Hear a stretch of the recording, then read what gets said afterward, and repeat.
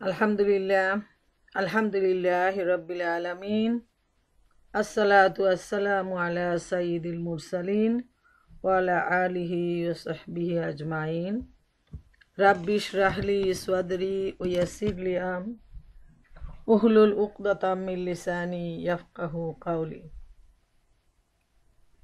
দূর দূরান্ত থেকে সমবেত আজকের এই টেলিকনফারেন্সে উপস্থিত আমার প্রিয় মা ও বোনেরা, সবাইকে আসসালামু আলাইকুম ও রহমতুল্লাহি ও বারাকাতুহু। আল্লাহ তাআলার দরবারে অসংখ্য অসংখ্য শুকরিয়া যে আল্লাহ রব্বুল আলামিন শুধুমাত্র তারই উদ্দেশ্যে আমাদের সবাইকে নিয়মিত এই টেলিকনফারেন্সে সমবেত হওয়ার যে তৌফিক দিয়েছেন, সেজন্য আমরা আল্লাহ তাআলার দরবারে অসংখ্য শুকরিয়া আদায় করি।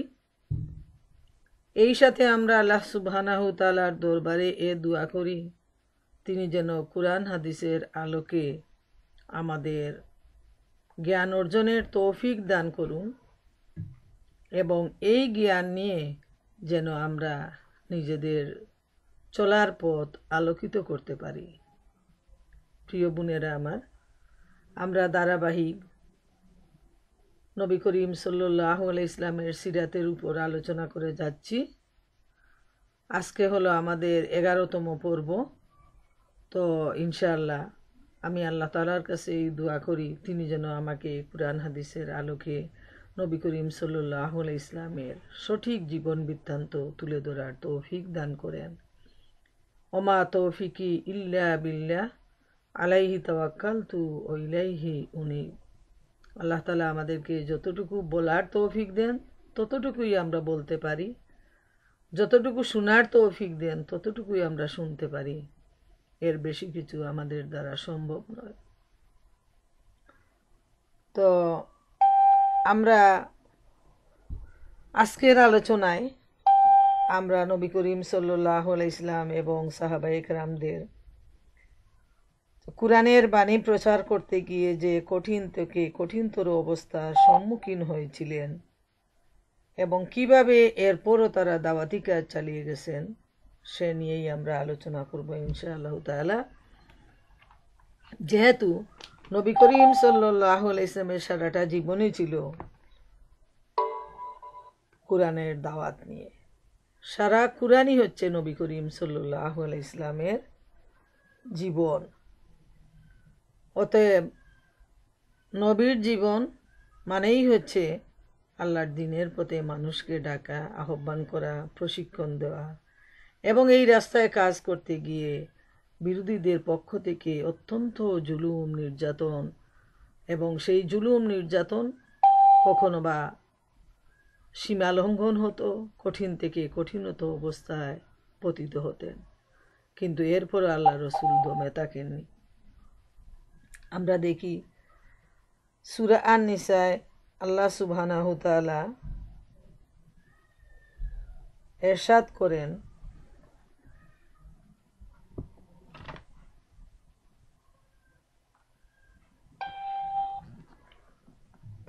সূরা নিসার ৭৫ নম্বর আয়াত, বিসমিল্লাহির রহমানির রহিম, ওমা লাকুম লা তুকাতিলুনা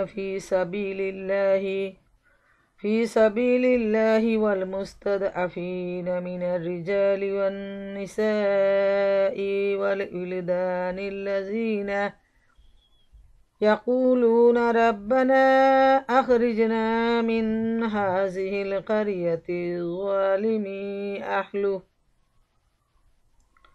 واجعل لنا من لدنك وليا واجعل لنا من لدنك نصيرا।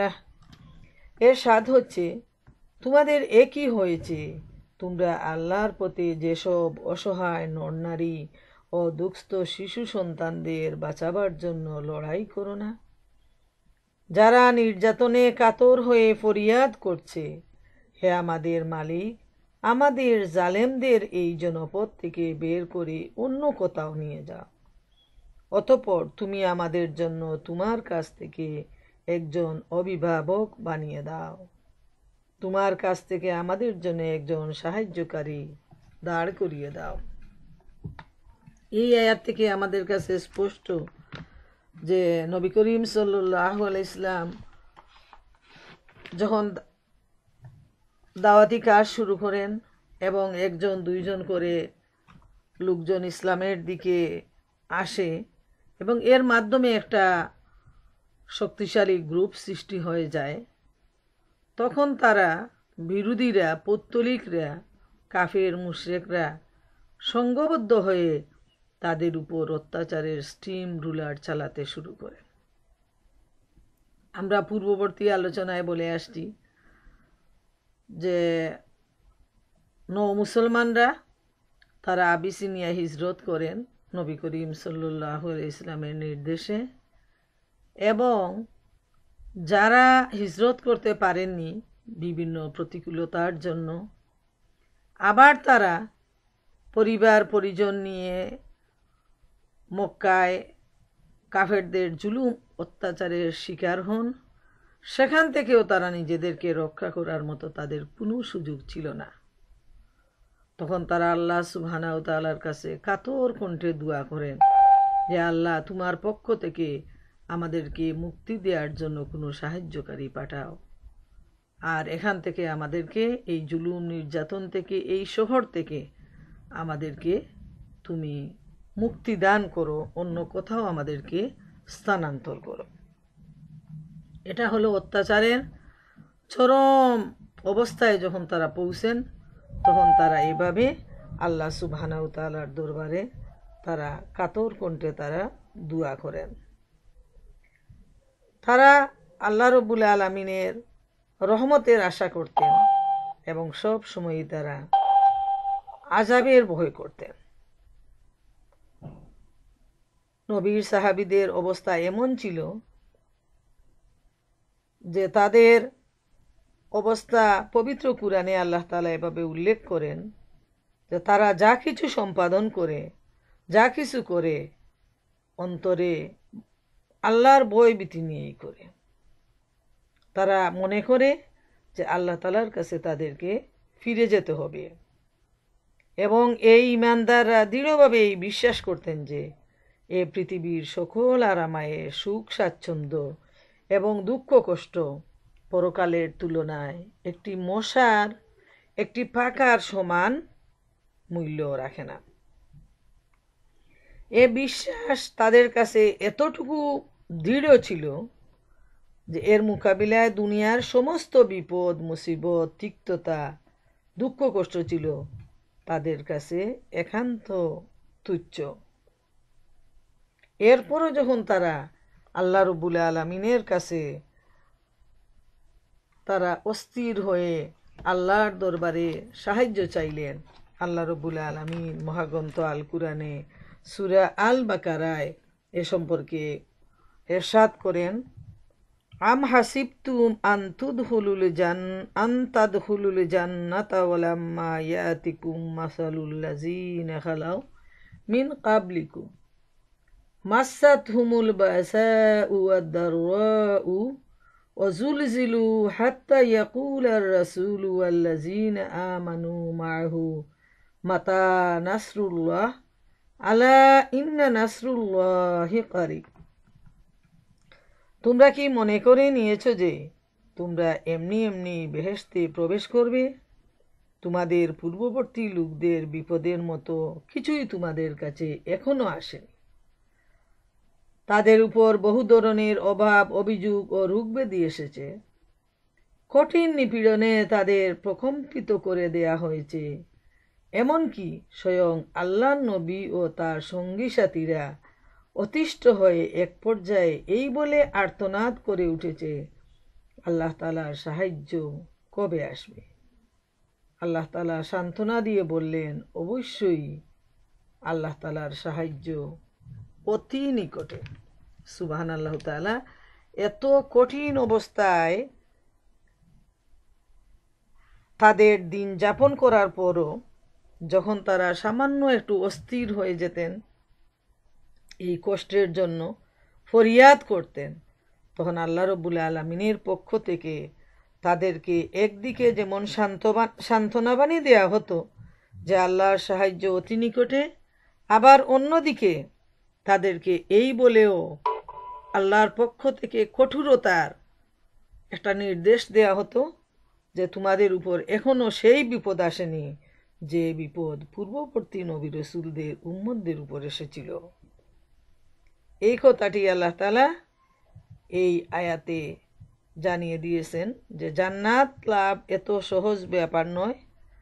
জান্নাত লাভ করার জন্য জান্নাত যেমন অতি অতি মূল্যবান, যার মূল্যে বিবরণ দেওয়া কোনো মানুষের পক্ষে সম্ভব নয়, ঠিক তেমনি এই মূল্যবান জিনিস মূল্য দিয়েই কিনে নিতে হয়, এবং সেই মূল্যটা হচ্ছে এই দুনিয়ার জীবনে ইমানের মজবুতি, নেক আমল, ধৈর্য, সহিষ্ণুতা এবং আল্লাহর রাস্তায় ত্যাগ, কুরবানি, জেহাদ, প্রয়োজনে নিজের সময়, শ্রম, অর্থ, এমনকি নিজের জীবন পর্যন্ত আল্লাহ সুবহানাহু তাআলার রাস্তায় বিলিয়ে দেয়া, এটাই হচ্ছে জান্নাত প্রাপ্তির পূর্বশর্ত।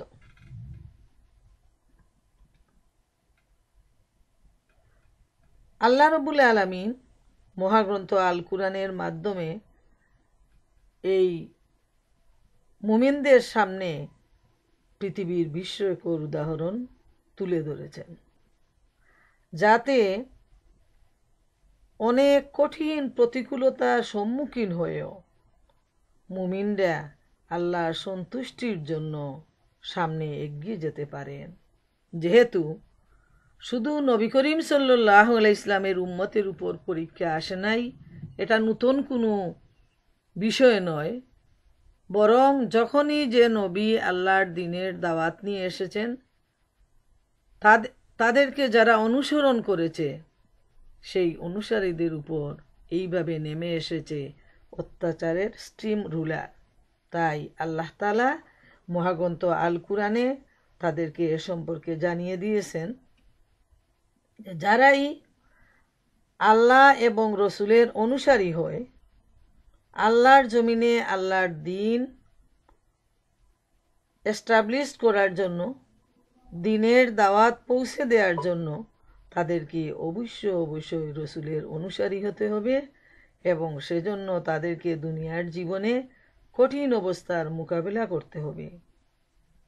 যারা এই কঠিন অবস্থার মোকাবিলা করে পরীক্ষায় পাশ করে যাবে তারাই হবে কামিয়াব, এবং যারা এই অবস্থাকে ভয় পেয়ে পিছনে চলে যাবে তারা হবে ব্যর্থ, দুনিয়ার জীবনেও ব্যর্থ এবং আখিরাতের জীবনেও ব্যর্থ।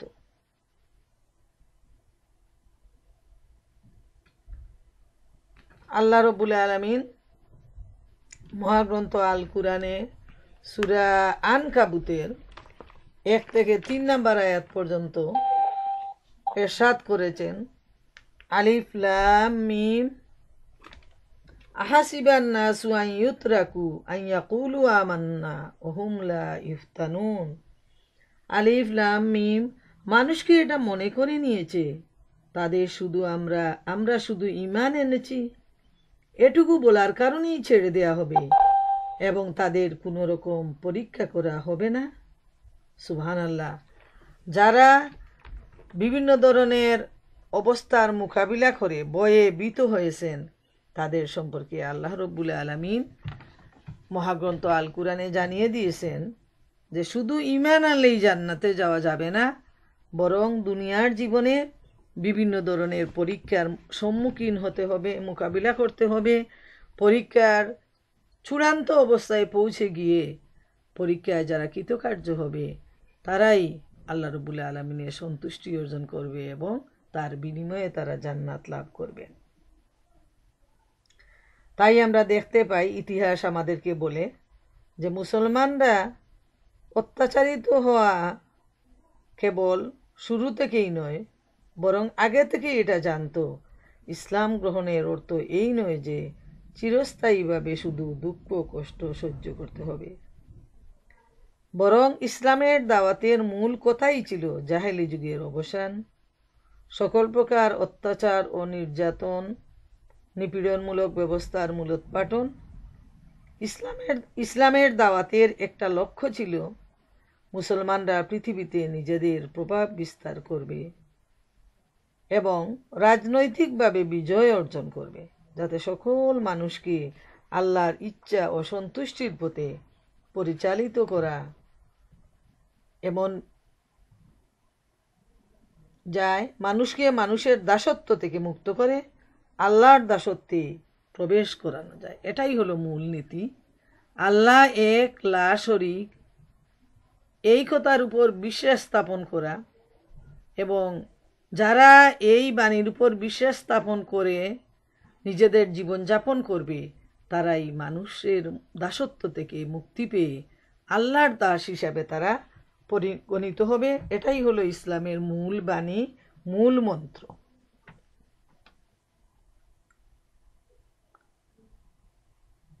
কুরআনে করিমের এসব সুসংবাদ কখনো ইশারা এবং কখনো খোলাখুলিভাবে নাজিল হচ্ছিল। একদিকে অবস্থা এমন ছিল, প্রশস্ত হওয়া সত্ত্বেও পৃথিবী মুসলমানদের জন্য সংকীর্ণ হয়ে যাচ্ছিল।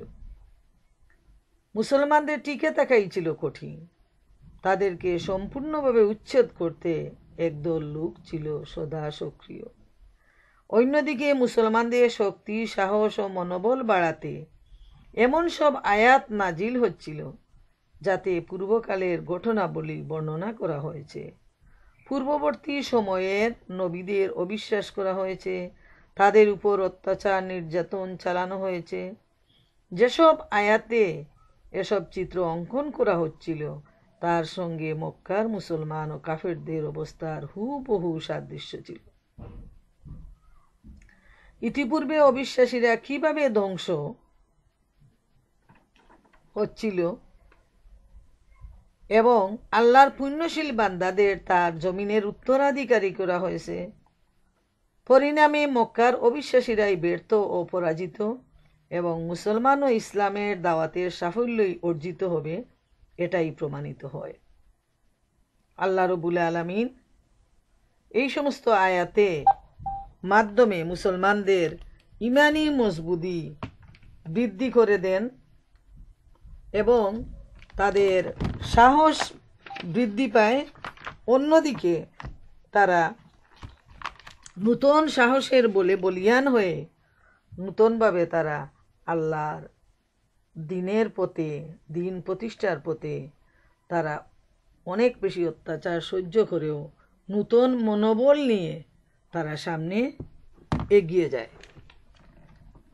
যেমন সূরা আস-সাফফাতের 171 থেকে 178 নম্বর আয়াত পর্যন্ত আল্লাহ রাব্বুল আলামিন ইরশাদ করেন, ওয়ালাকাদ সাবাকাত কালিমাতুনা লিইবাদিনাল মুরসালিন ইন্নাহুম লাহুমুল মানসুরুন ওয়া ইন্না জুনদানা লাহুমুল গালিবুন ফাতাওয়াল্লা আনহুম হাত্তা হিন وأبصرهم فسوف يبصرون أفبعذابنا يستعجلون فإذا نزل بساحتهم فساء صباح المنذرين وتولى عنهم حتى حين। এরশাদ হচ্ছে, আল্লাহ তাআলা এরশাদ করছেন, আমার খাস বান্দা রসুলদের ব্যাপারে আমার একথা সত্য হয়েছে, তারা অবশ্যই সাহায্যপ্রাপ্ত হবে এবং আমার বাহিনী বিজয়ী হবে। অতএব হে নবী, কিছুকালের জন্য তুমি এদের উপেক্ষা করো, তুমি তাদের অবস্থা পর্যবেক্ষণ করতে থাকো, অচিরেই তারা বিদ্রোহের পরিণাম দেখতে পাবে। এরা কি তাহলে সত্যিই আমার আযাব ত্বরান্বিত করতে চায়? এর আগে যাদের এভাবে সতর্ক করা হয়েছিল তাদের আঙ্গিনায় যখন শাস্তি নেমে এলো তখন গজব নাজিলের সে সকালটা তাদের জন্য কত মন্দ ছিল। অতএব হে নবী, কিছুকালের জন্য তুমি এদের উপেক্ষা করো। সুবহানাল্লাহু তাআলা যখনই নবী রাসূলের উপর, মুহাম্মদ সাল্লাল্লাহু আলাইহি সাল্লামের উপর এবং তার সাথীদের উপর অত্যাচারের স্ট্রিম রুলার চালানো হয়েছে, তখনই আল্লাহ রাব্বুল আলামিনের পক্ষ থেকে পূর্ববর্তী ইতিহাসের মাধ্যমে সাহস জুগানো হয়েছে এবং ভবিষ্যৎ সম্পর্কেও আল্লাহ রাব্বুল আলামিন ভবিষ্যতের মুসলমানদের বিজয়ী হওয়া সম্পর্কে আল্লাহ তাআলা তার বাণী ঘোষণা করে দিয়েছেন, যাতে ঈমানদাররা সাহসের সাথে সামনে এগিয়ে যায়। আল্লাহ রাব্বুল আলামিন সূরা নহলের 42 নম্বর আয়াতে বলেন, যারা অত্যাচারিত হওয়ার পরও আল্লাহর পথে হিজরত করেছে, আমি অবশ্যই দুনিয়ায় তাদের উত্তম আবাস দেব এবং আখিরাতের পুরস্কারিত শ্রেষ্ঠ। হায়, ওরা যদি সেটা জানতো। প্রিয় মা বোনেরা আমার, আমরা দেখতে পাই যারা হিজরত করেছেন তারা কিন্তু খুব সহজে হিজরত করেননি। তাদের উপর এমনভাবে অত্যাচার চালানো হয়েছে, যখনই কেউ হিজরতের জন্য বের হয়েছেন, কাফেররা চতুর্দিকে গোয়েন্দা বাহিনী পাঠিয়ে দিত, তো ওটা সাথে সাথে তাদের কর্ণগোচর হয়ে যেত এবং তারা এই মুসলিমদের পিছনে এমনভাবে লেগে যেত যে তাদেরকে তারা জোর বলে আটকে দিত এবং যারা চলে যেতেন তাদের উপর কিন্তু অনেক বেশি অত্যাচার চালানো হতো। এভাবে একটি ঘটনা এ প্রসঙ্গে উল্লেখ করা প্রয়োজন যে হযরত সালামার রাদিয়া উম্মে সালামা এবং আবু সালামার ঘটনাটা এ প্রসঙ্গে উল্লেখ করা খুবই প্রয়োজন। যে উনারা যখন স্বামী স্ত্রী দুজন ইসলাম গ্রহণ করলেন, তখন দেখা গেল যে মক্কায় টিকে থাকা তাদের জন্য অনেক বেশি কষ্টকর। ঈমানের হেফাজতের জন্য এই মুহূর্তেই মক্কা থেকে হিজরত করা প্রয়োজন। তাই তারা স্বামী স্ত্রী দুজন মদিনার পথে তারা রওনা হলেন, হিজরতের জন্য তারা তৈরি হলেন। সাথে সাথে এই দুশমনের বাহিনী জেনে নিল যে তারা দুজন মক্কা থেকে মদিনায় হিজরত করছেন। তো আবু সালেমা ছিলেন একটা গোত্রের এবং উম্মে সালেমা ছিলেন আরেকটা গোত্রের, যেহেতু মক্কা বিভিন্ন গোত্রের অধিবাসী ছিল। এখন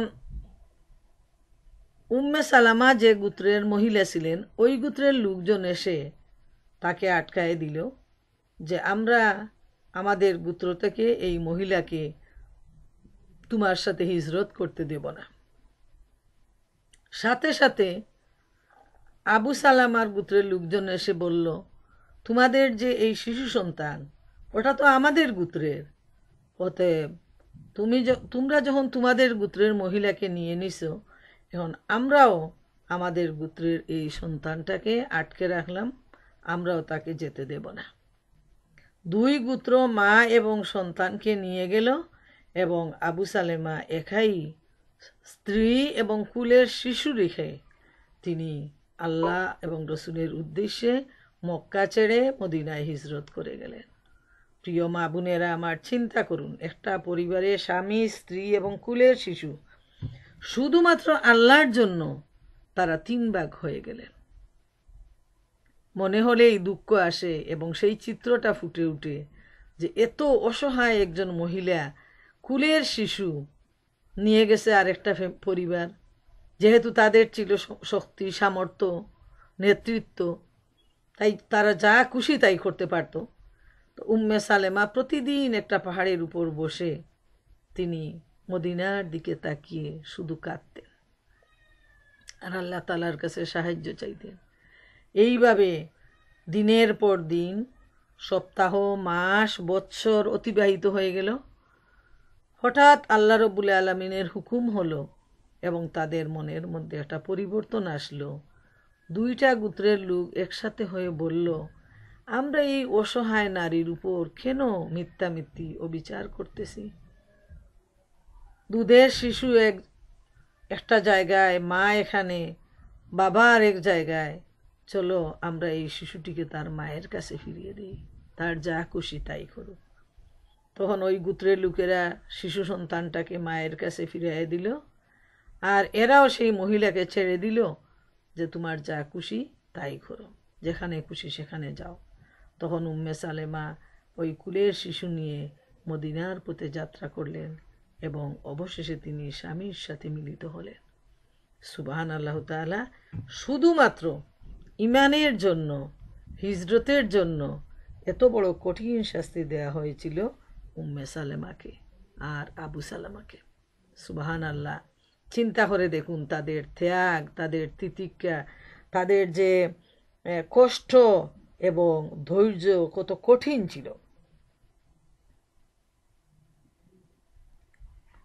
তো এই ধরনের যে সিচুয়েশন, যে অবস্থাটা, সেটা নিয়ে আলোচনা করা যতটুকু সহজ, বাস্তব অবস্থা যখন মানুষের সামনে আসে তখন সেটা কাটিয়ে ওঠা অনেক অনেক বেশি কষ্টকর হয়ে দাঁড়ায়। আমরা দেখি হযরত খাব্বাব রাদিয়াল্লাহু তাআলা আনহু বলেন, একবার আমি রাসূল করিম সাল্লাল্লাহু আলাইহি ওয়াসাল্লামের কাছে হাজির হলাম। তিনি কাবাঘরের ছায়ায় একটি চাদরকে বালিশ বানিয়ে শায়িত ছিলেন। সে সময় আমরা পৌত্তলিকদের হাতে অত্যাচারিত ও লাঞ্ছিত হচ্ছিলাম। আমি বললাম, হে আল্লাহ রসুল সাল্লাল্লাহু আলাইহি ওয়াসাল্লাম, আপনি আল্লাহর কাছে দোয়া করলেই পারেন আমাদের উপর এই কঠিন অবস্থা, আল্লাহ তাআলা যেন আমাদেরকে এই কঠিন অবস্থা থেকে মুক্তি দান করেন। একথা শুনে আল্লাহ রসুল সাল্লাল্লাহু আলাইহি ওয়াসাল্লাম উঠে বসলেন। তার চেহারা রক্তিম হয়ে উঠল। তিনি বললেন, তোমাদের পূর্ববর্তী সময়ে ঈমানদারদের অবস্থা এমনও হয়েছিল যে লোহার চিরুনি দিয়ে তাদের গোশত খুলে নেওয়া হতো, দেহে থাকত শুধু হাড়। এরূপ অত্যাচার ও তাদেরকে আল্লাহর দ্বীনের উপর বিশ্বাস থেকে সরিয়ে নিতে পারেনি। এরপর বললেন, আল্লাহ তাআলা দ্বীনকে পূর্ণতা প্রদান করবেন। একজন ঘুড়সওয়ার সানআ থেকে হাদ্রামাউত পর্যন্ত সফর করবে, এ সময়ে আল্লাহর ভয় ছাড়া তার অন্য কোনো ভয় থাকবে না। তবে হ্যাঁ, বকরীদের উপর বাঘের ভয় তখনও থাকবে। অন্য বর্ণনায় রয়েছে, নবী করিম সাল্লাল্লাহু আলাইহি ওয়াসাল্লাম রাগতভাবে খাব্বাব রাদিয়াল্লাহু তাআলা আনহুকে বলছেন, তোমরা খুবই তাড়াহুড়ো করছো। তাইলে এখান থেকে আমরা দেখি এই ঘটনা থেকে যে এত কঠোর অত্যাচার সহ্য করার পর খাব্বাব রাদিয়াল্লাহু তাআলা আনহু যখন রাসূল করিম সাল্লাল্লাহু আলাইহি ওয়াসাল্লামের কাছে আরজ করলেন যে আমরা আর কষ্ট সহ্য করতে পারছি না, ইয়া রাসূলুল্লাহ, আপনি দোয়া করুন। আল্লাহ রাসূল সাল্লাল্লাহু আলাইহি ওয়াসাল্লাম তখন খুব রাগান্বিত হয়ে গেলেন যে তোমাদের চাইতে তো অনেক বেশি কষ্ট পূর্ববর্তী নবী রাসূলদের উম্মতদেরকে দেয়া হয়েছে, কিন্তু তারা তো দ্বীনের উপর টিকে রয়েছিলেন, আর তোমাদের উপর তো সে কষ্ট এখনো আসেনি। এবং এ প্রসঙ্গে আমরা যে সূরা বাকারার যে আয়াতটা আমরা শুনলাম, সূরা আনকাবুতের যে আয়াতটা আমরা আলোচনা করলাম, তাতে কি আমাদের কাছে পরিষ্কার যে মুমিনের পরীক্ষা হবে বিভিন্ন ধরনের, বিভিন্ন কষ্ট মুসিবতের মাধ্যমে, এবং এই কঠিন পরীক্ষায় যারা উত্তীর্ণ হবে তারাই আল্লাহ রব্বুল আলামিনের কাছে পুরস্কৃত হবে, তাতে কোনো ধরনের সন্দেহ নাই। আর আল্লাহ তাআলা বলছেন যে তিনি পরীক্ষা নিবেনই, কিন্তু কার কী ধরনের পরীক্ষা সেটা কেউ বলতে পারবে না। কেউ জেহাদে গিয়ে পরীক্ষা দিতে পারে, কেউ নিজের পরিবারের অভ্যন্তরে স্বামী স্ত্রী ছেলেমেয়ের সাথে তার পরীক্ষা হতে পারে, কারো পরীক্ষা হতে পারে ধন সম্পদের বাহুল্য দিয়ে, কারো পরীক্ষা হতে পারে দরিদ্রতা দিয়ে, কারো পরীক্ষা হতে পারে খুব অসুখ বিসুখের মাধ্যমে, কারো পরীক্ষা হতে পারে স্বামীর মৃত্যুর মাধ্যমে, স্ত্রীর মৃত্যুর মাধ্যমে, সন্তানের মৃত্যুর মাধ্যমে, পিতামাতার মৃত্যুর মাধ্যমে। এভাবে আল্লাহ রাব্বুল আলামিন যাকে যেভাবে খুশি তিনি পরীক্ষা নেবেন এবং তিনি দেখবেন কে এই পরীক্ষায় উত্তীর্ণ হয়। সবার পরীক্ষা মনে রাখবেন সমান হতে পারে না।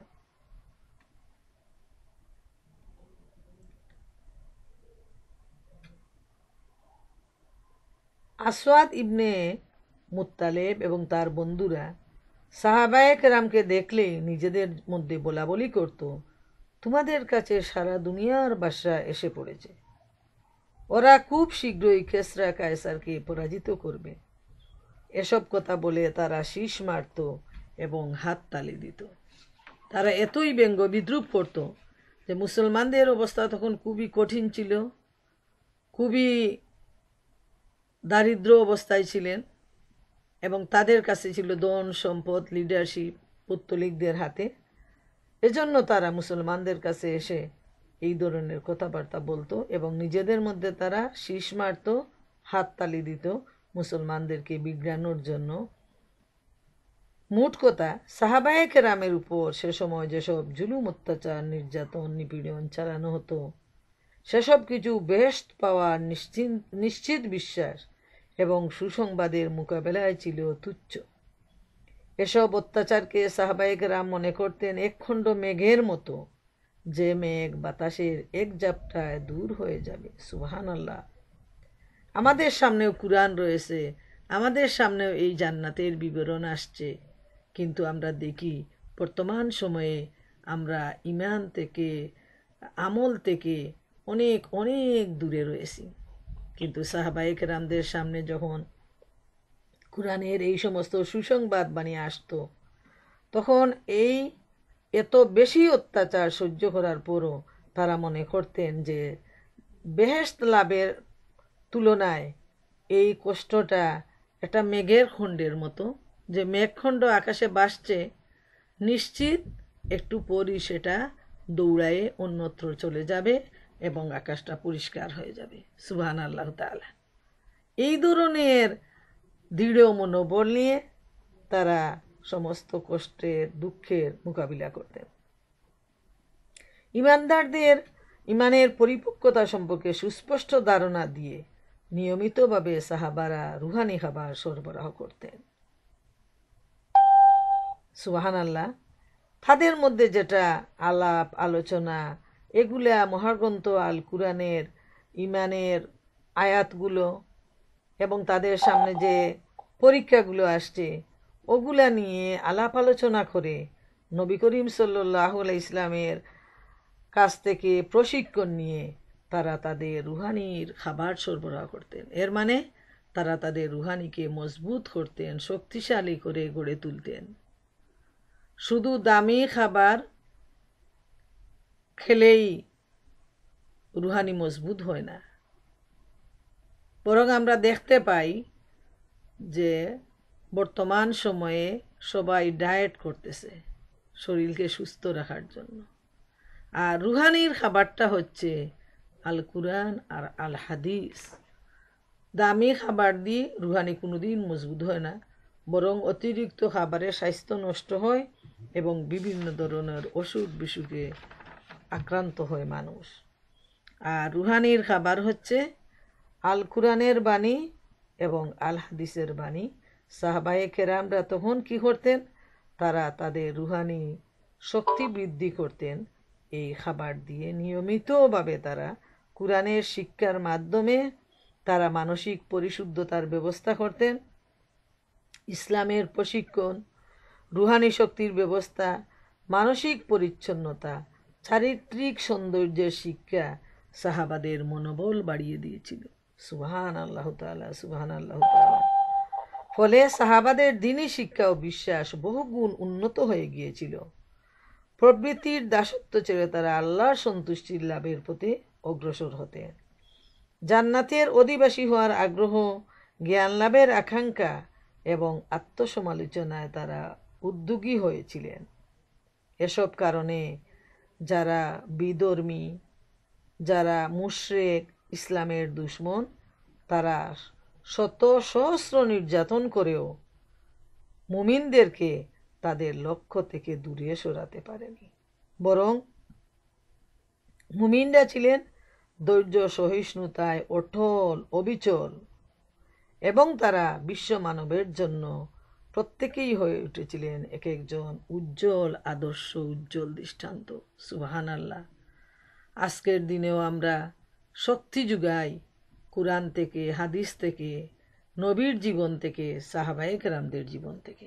এছাড়া আমাদের রুহানি মজবুতি করার কোনো ধরনের কোনো উপায় নেই।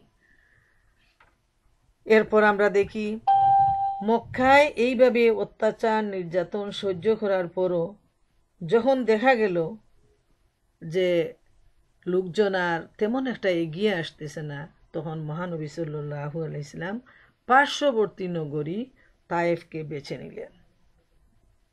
মক্কা ছেড়ে নবুয়তের 10ম বর্ষের শুরুর দিকে 619 ঈসাই সালের মে মাসের শেষ দিকে অথবা জুন মাসের প্রথম দিকে নবী করিম সাল্লাল্লাহু আলাইহি সাল্লাম তায়েফ গমন করেন। তায়েফ মক্কা থেকে 60 মাইল দূরে অবস্থিত। চিন্তা করে দেখেন, গাড়ি নেই, সাইকেল নেই, রিক্সা নেই, পায়ে হেঁটে নবী করিম সাল্লাল্লাহু আলাইহি সাল্লাম এই রাস্তা, এই দূরত্ব অতিক্রম করেছিলেন। আল্লাহ রসুলের সাথে ছিলেন তার আজাদকৃত কৃতদাস জায়েদ ইবনে হারেসা রাদিয়াল্লাহু তাআলা আনহু। তায়েফ যাওয়ার পথে পথে নবীজি মানুষকে ইসলামের দাওয়াত দিতেন, কিন্তু কেউ তার দাওয়াত গ্রহণ করল না। তায়েফ পৌঁছার পরও রসুল করিম সাল্লাল্লাহু আলাইহি সাল্লাম সাকিফ গোত্রের 3 জন সর্দারের কাছে যান।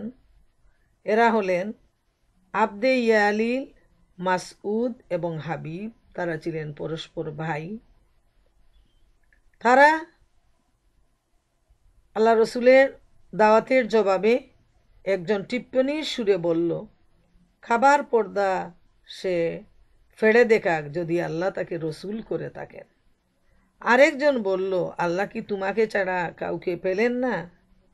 আর তৃতীয়জন বলল, আমি তোমার সাথে কোনো কথাই বলতে চাই না, কেননা তুমি যদি নবী হয়ে থাকো তাহলে তোমার কথা রোধ করা আমার জন্য বিপজ্জনক হবে, আর তুমি যদি আল্লাহর নামে মিথ্যা রটাও তবে তো তোমার মতো লোকের সাথে আমার কথা বলাই উচিত নয়। সুবহান আল্লাহ। এই হলো তায়েফের দাওয়াতি কাজের রেজাল্ট। রসুল করিম সাল্লাল্লাহু আলাইহি সাল্লাম সেখানে 10 দিন অবস্থান করেন। এ সময়ে তিনি তায়েফের সকল নেতৃস্থানীয় লোক অর্থাৎ গোত্রীয় সর্দারদের কাছে যান এবং প্রত্যেককে দিনের দাওয়াত দেন। কিন্তু সবার কাছ থেকে একই উত্তর আসে যে তুমি আমাদের শহর থেকে বেরিয়ে যাও। শুধু একথা বলেই তারা বিরত হয়নি, বরং তারা নবীর পিছনে উচ্ছৃঙ্খল বালকদের লেলিয়ে দিল। তারা রসুল করিম সাল্লাল্লাহু আলাইহি ইসলামের পিছনে পিছনে গালাগাল করছিল, হাত তালি দিচ্ছিল, হইচই করছিল। কিছুক্ষণের মধ্যে এত বালক এবং দুর্বৃত্ত লোক জড়ো হলো, পথের দুধারে লাইন হয়ে গেল। এরপর তারা সবাই মিলে গালাগালি দিতে লাগলো, ঢিল ছুটতে লাগলো, যার ফলে নবী করিম সাল্লাল্লাহু আলাইহি ইসলামের 2 পা রক্তাক্ত হয়ে তার জুতো রক্তে ভেসে গেল। এদিকে হযরত জায়েদ ইবনে হারেসা ডাল হিসাবে নবী করিম সাল্লাল্লাহু আলাইহি ইসলামকে আগলে রেখেছিলেন, ফলে নিক্ষিপ্ত ঢিল তার গায়ে পড়ছিল। জায়েদের মাথার কয়েক জায়গা ফেটে গেল। হইচই করে দুর্বৃত্তরা আল্লাহ রসুলের পিছু নিল। এক সময় তিনি মক্কার উতবা, সাইবা এবং রবিয়াদের একটি বাগানে আশ্রয় নিলেন। এ বাগানটা ছিল তায়েফ থেকে 3 মাইল দূরে। রসুল করিম সাল্লাল্লাহু আলাইহি ইসলাম এ বাগানে আশ্রয় নেয়ার পর দুর্বৃত্তের দল ফিরে গেল। তিনি সেখানে একটি দেয়ালে হেলান দিয়ে আঙ্গুর গাছের ছায়ায় বসে পড়লেন। তিনি এতটা ক্লান্ত ছিলেন যে যেটা আমরা যদি একটু চিন্তা করি তাহলে বুঝতে পারবো। 10টা দিন মানুষের দুয়ারে দুয়ারে, বাড়ি বাড়ি তিনি ঘুরে ফিরিয়েছেন। সবাই তাকে লাঞ্ছনা দিয়েছে, সবাই তাকে গালাগাল করেছে, একটি মানুষও দিন গ্রহণ করেনি। এমনকি এই যে কিশোরের দল, যুবকের দল তার পিছু নিয়ে 3 মাইল পর্যন্ত তারা তাকে গালাগালি দিয়ে, আজে বাজে কথা বলে, ঢিল ছুঁড়ে রক্তাক্ত করে দিল। সুবহান আল্লাহ তাআলা। আল্লাহ রাব্বুল আলামিন তাদেরকে মাফ করুন এবং এর বিনিময়ে রসুল করিম সাল্লাল্লাহু আলাইহি ইসলামকে মকামে মাহমুদে পৌঁছান এবং আমাদেরকে হেদায়েত দান করুন। এত কষ্ট আল্লাহর নবী শুধুমাত্র ইসলাম প্রচারের জন্য এই কষ্টটা তিনি সহ্য করে গেছেন। অবস্থা কিছুটা শান্ত হওয়ার পর তিনি দোয়া করলেন, যে দোয়াটাকে বলে দোয়া মুস্তাদ এফিন। এ দোয়ার প্রতিটি শব্দ দ্বারা বোঝা যায় যে তায়েফবাসীদের খারাপ ব্যবহার এবং একজন লোকেরও ঈমান না আনার কারণে রাসূল করিম সাল্লাল্লাহু আলাইহি ইসলাম কতটুকু মনোকষ্ট পেয়েছিলেন। তার দুঃখ ও মনোবেদনা ছিল কত গভীর। এ দুআয় রাসূল সাল্লাল্লাহু আলাইহি ইসলাম বললেন, হে আল্লাহ তাআলা, আমি তোমার কাছে আমার দুর্বলতা, অসহায়তা এবং মানুষের কাছে আমার মূল্যহীনতা সম্পর্কে অভিযোগ করছি। হে দয়ালু দাতা, তুমি দুর্বলদের প্রভু, তুমি আমারও প্রভু। তুমি আমাকে কার কাছে ন্যস্ত করছো? আমি কি এমন অচেনা কারো হাতে ন্যস্ত করছো? তুমি কি আমাকে এমন দয়ালু দাতা, তুমি দুর্বলদের প্রভু, তুমি আমার প্রভু, তুমি কার কাছে আমাকে ন্যস্ত করছো? আমাকে কি এমন অচেনা কারো হাতে ছেড়ে দিয়েছো যে আমার সাথে রুক্ষ ব্যবহার করবে, নাকি কোনো শত্রুর হাতে ন্যস্ত করছো যাকে তুমি আমার বিষয়ের মালিক করে দিয়েছো? যদি তুমি আমার উপর অসন্তুষ্ট না হও তবে আমার কোনো দুঃখ নেই, আফসোসও নেই। তোমার ক্ষমাশীলতা আমার জন্য প্রশস্ত প্রসারিত করো। আমি তোমার সেই আলোর আশ্রয় চাই যার দ্বারা অন্ধকার দূর হয়ে আলোয় চারিদিক ভরে যায়। দুনিয়া ও আখিরাতের সকল বিষয় তোমার হাতে ন্যস্ত। তুমি আমার উপর অভিশাপ নাজিল করবে না। এ অবস্থায় আমি তোমার সন্তুষ্টি কামনা করি। সকল ক্ষমতা ও শক্তি শুধু তোমারই। হে আল্লাহ, তুমি ছাড়া কারো কোনো শক্তি নেই। সুবহানাল্লাহ। এত সুন্দর দোয়া, এত নিজের প্রতি নিজের দুর্বলতা, আল্লাহর প্রতি অগাধ বিশ্বাস। এই কঠিন মুহূর্তেও আল্লাহ রসুল সাল্লাল্লাহু আলাইহি ইসলাম আল্লাহর উপর বিশ্বাস থেকে এক বিন্দুও দুর্বলতা দেখাননি, বরং তিনি ছিলেন এই ব্যাপারেই পেরেশান যে আল্লাহ তাআলা যেন তার উপর অসন্তুষ্ট না হন।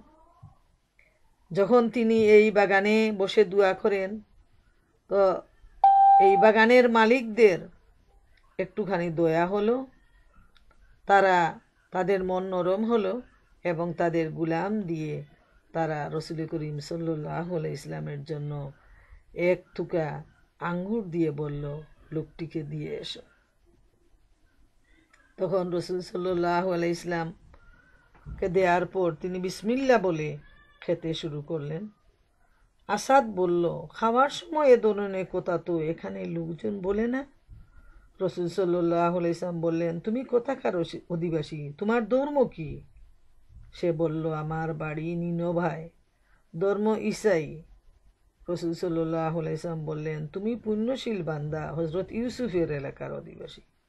আসাদ বলল, আপনি ইউসুফকে কি করে চিনেন? রসুল সাল্লাল্লাহু আলাইহি ওয়াসাল্লাম বললেন, তিনি ছিলেন আমার ভাই, তিনি ছিলেন নবী, আমিও নবী।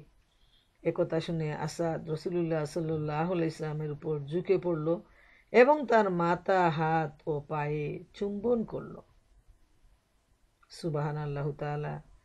যে সেও ছিল খ্রিস্টান, আহলে কিতাবের উপর বিশ্বাসী, তাই সে নবী করিম সাল্লাল্লাহু আলাইহি ইসলামের এই কথার উপর সে বিশ্বাস করলো এবং নবী করিম সাল্লাল্লাহু আলাইহি ইসলামকে সে মেনে নিল, হাতে পায়ে চুম্বন করলো।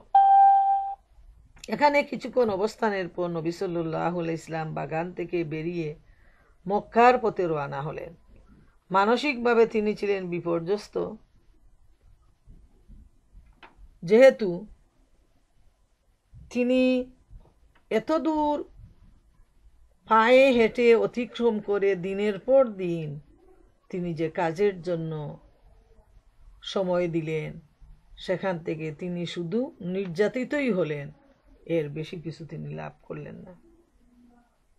তাই তিনি যখন এই দুঃখ ভারাক্রান্ত মন নিয়ে মানায়েল নামক জায়গায় পৌঁছান, তখন আল্লাহর নির্দেশে জিব্রাইল এলেন এবং তার সাথে পাহাড়ের ফেরেশতারাও ছিলেন। তারা আল্লাহ রসুলের কাছে অনুমতি চাইতে এসেছিলেন যে যদি তিনি বলেন তবে এর অধিবাসীদের দুটি পাহাড়ের মধ্যে পিষে দিবেন। এ ঘটনার বিবরণ বুখারী শরীফে হযরত আয়েশা রাদিয়াল্লাহু আনহা থেকে বর্ণিত হয়েছে। তিনি বলেন, আমি আল্লাহ রসুলকে একদিন জিজ্ঞেস করেছিলাম, উহুদের দিনের চেয়ে মারাত্মক কোনো দিন আপনার জীবনে এসেছিল কি? রসুল সাল্লাল্লাহু আলাইহি ওয়াসাল্লাম বললেন, তোমার কোন থেকে আমি যে বিপদের সম্মুখীন হয়েছি তার মধ্যে সবচেয়ে ভয়াবহ দিন ছিল তাইফের দিন। আমি আবদে ইয়ালিল ইবনে আবদে কুলাল সন্তানদের কাছে ইসলামের দাওয়াত দিয়েছিলাম, কিন্তু তারা আমার দাওয়াত গ্রহণ করেনি। আমি দুঃখ, কষ্ট ও মানসিক বিপর্যস্ত অবস্থায় কারণ সালাবে পৌঁছে স্বস্তির নিঃশ্বাস ফেললাম। সেখানে মাথা তুলে দেখি মাথার উপরে এক টুকরো মেঘ। ভালোভাবে তাকিয়ে দেখি সেখানে হযরত জিব্রাইল আলাইহিস সালাম। তিনি আমাকে বললেন, আপনার কওম আপনাকে যা যা বলেছে আল্লাহ তাআলা সবই শুনেছেন। আপনার কাছে পাহাড়ের ফেরেশতা পাঠানো হয়েছে। এরপর পাহাড়ের ফেরেশতারা আমাকে আওয়াজ দিলেন, সালাম জানালেন এবং বললেন, হে আল্লাহর রসুল সাল্লাল্লাহু আলাইহি ওয়াসাল্লাম, আপনি যদি চান তবে আমরা ওদেরকে দুই পাহাড়ের মধ্যে পিষে দেব। রসুল সাল্লাল্লাহু আলাইহি ওয়াসাল্লাম বললেন, না, আমি আশা করি আল্লাহ তাআলা ওদের বংশধরদের মধ্যে এমন মানুষ সৃষ্টি করবেন যারা শুধুমাত্র আল্লাহর ইবাদত করবে এবং তার সাথে কাউকে শরীক করবে না। প্রিয় মা বোনেরা আমার, রসুল সাল্লাল্লাহু আলাইহি ওয়াসাল্লামের সেই বিশ্বাস, সেই দুআ কবুল হয়েছে। আজকের এই মক্কা নগরী, মদিনা নগরী, এই তায়েফে একজনও মুসলমান নেই। সেখানে সবাই ইমানদার, আল্লাহ বিশ্বাসী। রসুল করিম সাল্লাল্লাহু আলাইহি ওয়াসাল্লামের দাওয়াতের এই ফল, রসুল করিম সাল্লাল্লাহু আলাইহি ওয়াসাল্লামের কষ্টের বিনিময় হচ্ছে আজকের এই অগণিত অসংখ্য মুসলমানদের বিচরণ। রসুল সাল্লাল্লাহু আলাইহি ওয়াসাল্লাম যদি বদুয়া দিতেন তাহলে আজকে তায়েফ শুধু জ্বলন্ত ভূখণ্ডই থাকত, কালো পাথর ছাড়া সেখানে আর কিছুই থাকতো না, কোনো জনমানবের অস্তিত্ব পর্যন্ত থাকতো না। কিন্তু আল্লাহ রসুল সাল্লাল্লাহু আলাইহি ওয়াসাল্লাম তিনি তাদের জন্য যে দুয়াটা করে গেলেন, সেই দুয়ার বিনিময়েই আল্লাহ রাব্বুল আলামিন আজকে এই তায়েফের এত সুন্দর একটা নগরী তায়েফ, যেখানে প্রচুর ফল ফুলের সমাবেশ এবং যেখানে শুধুমাত্র মুসলমানদেরই আবাস, সেখানে এই মক্কা মদিনায় এ সমস্ত এলাকায় কোনো অমুসলমানের প্রবেশ নিষেধ। তায়েফে হয়তো একটা নগরী হিসাবে সেখানেও মুসলমান আসতে পারে বিভিন্ন প্রয়োজনে, বিভিন্ন কাজ নিয়ে, কিন্তু মক্কা এবং মদিনার হেরেমের এলাকায় কোনো মুসলমান প্রবেশ করতে পারবে না। আল্লাহর পক্ষ থেকে সেটাকে নিষিদ্ধ ঘোষণা করা হয়েছে। অতএব প্রিয় মা বোনেরা আমার, তায়েফের এই ঘটনা বড় দুঃখজনক এবং এই ঘটনায় আরও কিছু বাকি অংশ রয়েছে। ইনশাআল্লাহ আমরা আগামী দিন ওইটা শেষ করে আরও সামনের দিকে এগিয়ে যাব।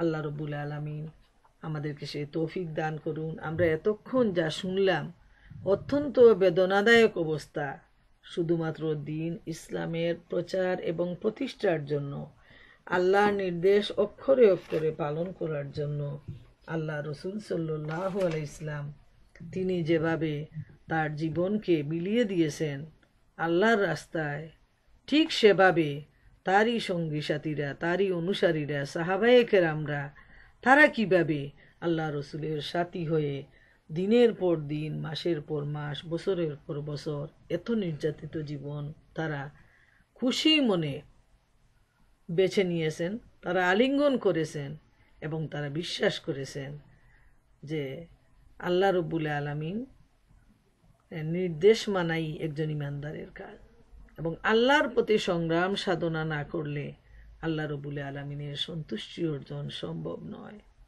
আর এই সংগ্রাম সাধনার মাধ্যমেই ইমানের মজবুতি সাধন সম্ভব।